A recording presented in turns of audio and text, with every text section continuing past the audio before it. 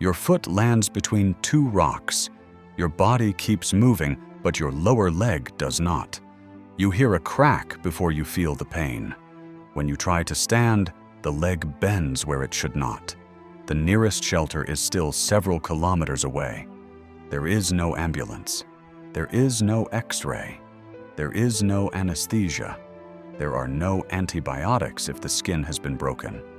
A broken leg can stop a hunter, traveler, or parent from doing almost everything that keeps a person alive. However, ancient skeletons contain fractures that healed. Some healed straight enough for the person to walk again. So how did humans survive a broken leg before hospitals? The answer begins with something the body can do by itself. The difficult part was keeping the person alive while it happened. A fracture is not only a crack in bone.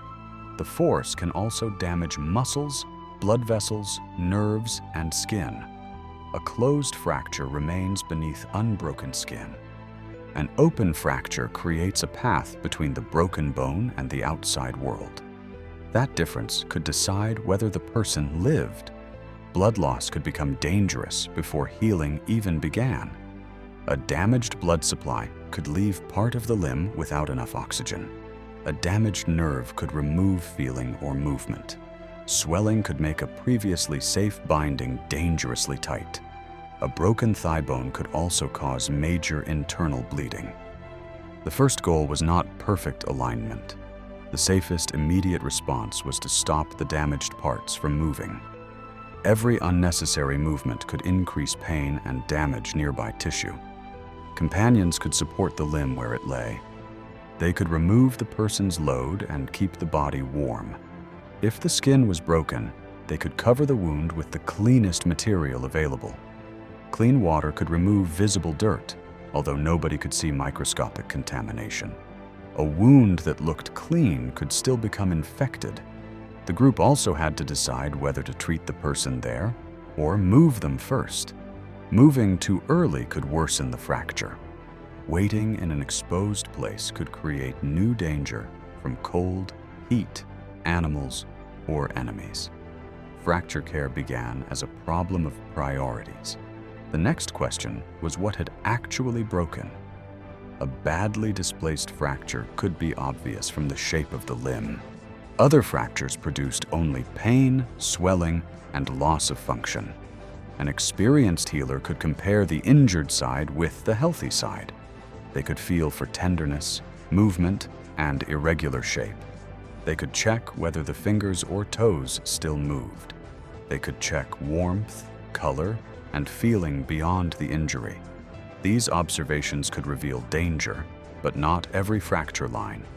The Edwin Smith Papyrus organized trauma cases around examination, diagnosis, and treatment.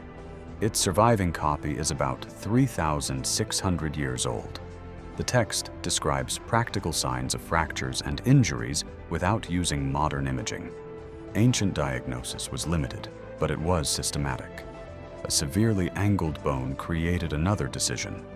Bone can heal while misaligned. However, poor alignment can shorten the limb, limit movement, and create lasting pain. Reduction means bringing the broken parts back toward a better position. This could involve steady pulling while another person stabilized the body. The Edwin Smith tradition describes manipulating some fractures before splinting them. The procedure would have been painful without modern anesthesia. It could also cause more damage if the fracture was misunderstood. Some injuries were too unstable, too contaminated, or too severe to correct safely. Ancient healers did not have one correct answer for every break. Experience meant knowing when intervention might help and when it might make things worse.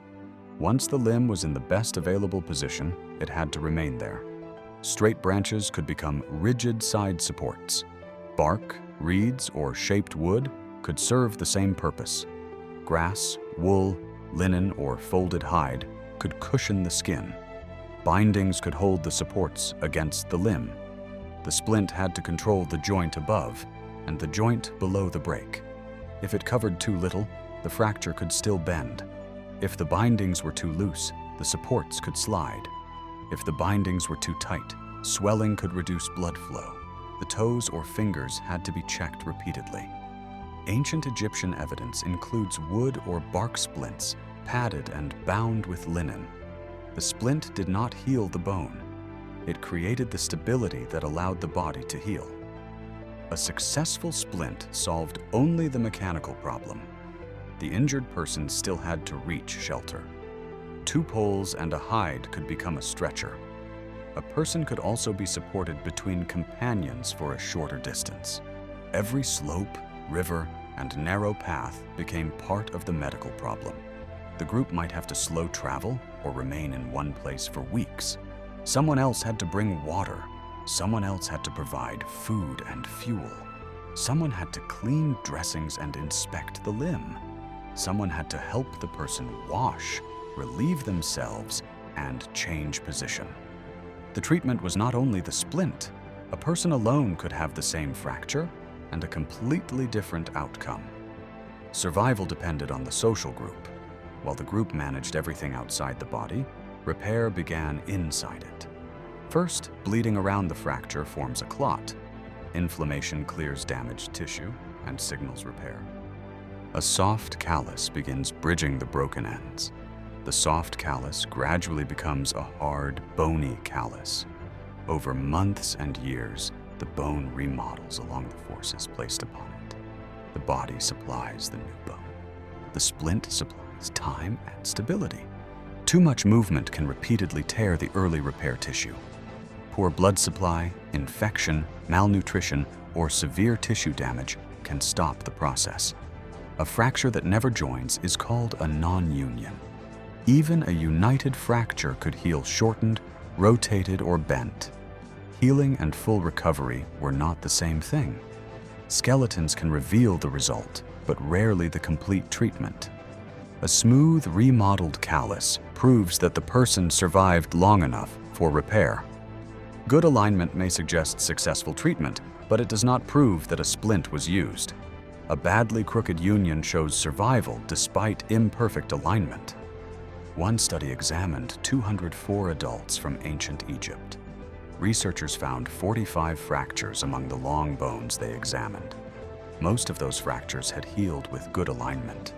The authors considered successful treatment the most likely explanation. The bones cannot identify the healer or reconstruct every bandage. They preserve the outcome, not the entire story. Other ancient injuries reveal how much care a group could provide. Shanidar once survived severe injuries and major long-term disability. The individual lived for years after trauma that affected the arm, leg, vision, and hearing. That does not prove a particular fracture treatment. It does show that severe physical limitation did not automatically lead to abandonment. In Borneo, a child lost part of one lower leg about 31,000 years ago. The person survived for another 6 to 9 years. The discovery is interpreted as deliberate surgical amputation. That interpretation has been debated, but long survival after the limb loss is clear. The person would have needed protection, food, mobility assistance, and wound care. Ancient medicine was often inseparable from ancient caregiving. None of this means that a broken leg was usually safe. Open fractures could become infected. A shattered joint could remain stiff and painful. A broken thigh or pelvis could cause fatal bleeding or permanent immobility.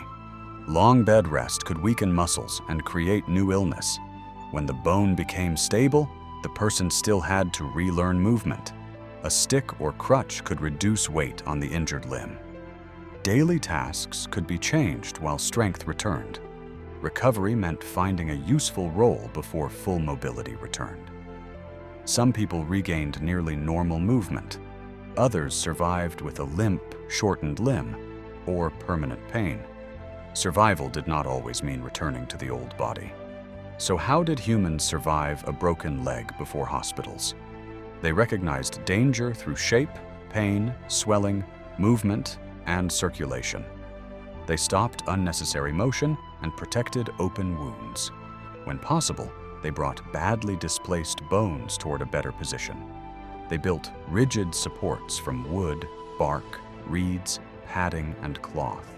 They carried the injured person to shelter and reorganized group movement.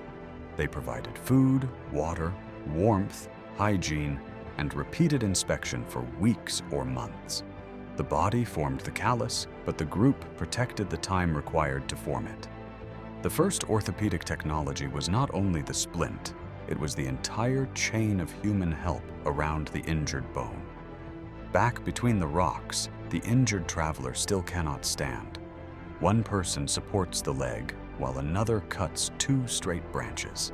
A third person removes a hide from the group's load and begins building a stretcher. The fracture is still dangerous and the outcome is still uncertain. However, the person is no longer facing the injury alone. For most of human history, that difference was often the beginning of survival.